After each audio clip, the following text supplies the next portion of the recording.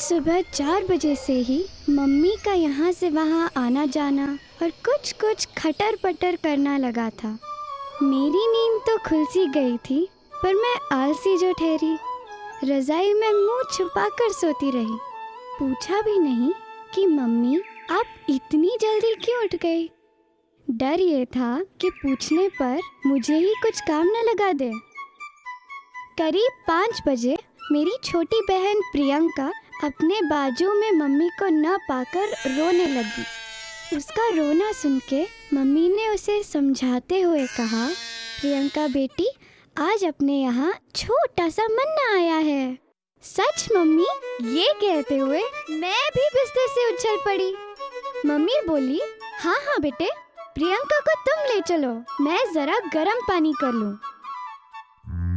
हम दोनों बहनें वहाँ गए जहाँ गाय बंधी थी। बच्चा उसके सामने था। गाय उसे चाट चाट कर साफ कर रही थी। इतने में मेरा छोटा भाई नितेश भी उठ गया। अब हम तीनों ये सोचने लगे कि मन्ना को कैसे अपने पास लाएं।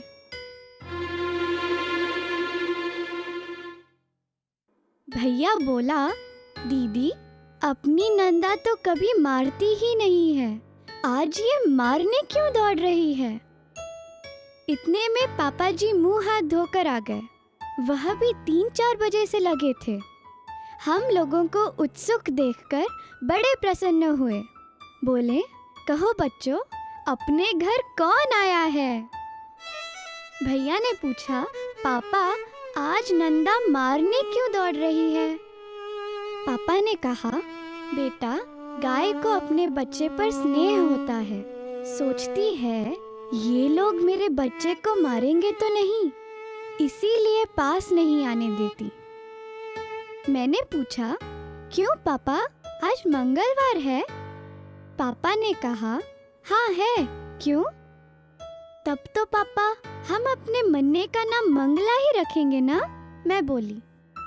इस पर पापा बड़े खुश हुए।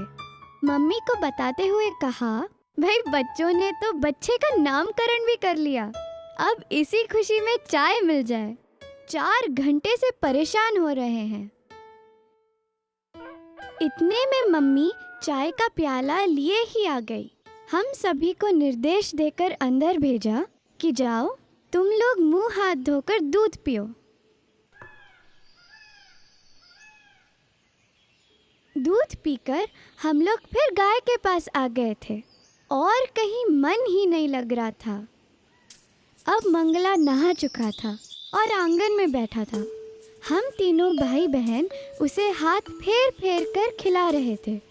प्रियंका तो भूसा उठा लाई और हाथों में रखकर उसके मुंह के पास ले गई। कहने लगी, खा लो मंगला, तुम्हें भूख नहीं लगी। तब माँ ने समझाया, बेटा, वो अभी दूध ही पीता है, छोटा है ना, इसलिए भूसा नहीं खाता।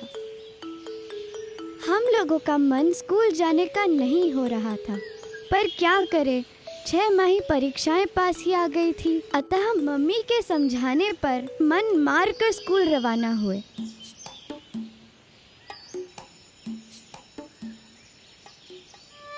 उस दिन स्कूल में भी मन नहीं लगा।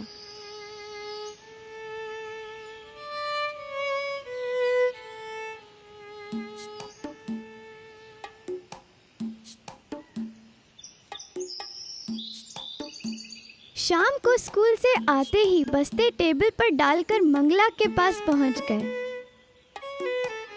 मंगला अब सुबह वाला मंगला नहीं रह गया था। हाथ रखते ही उठ खड़ा हुआ, फिर तो उसने उछलना शुरू कर दिया। हम लोग रात तक उसी के पीछे पड़े रहे। बार बार मम्मी पापा के जिद करने पर सोए।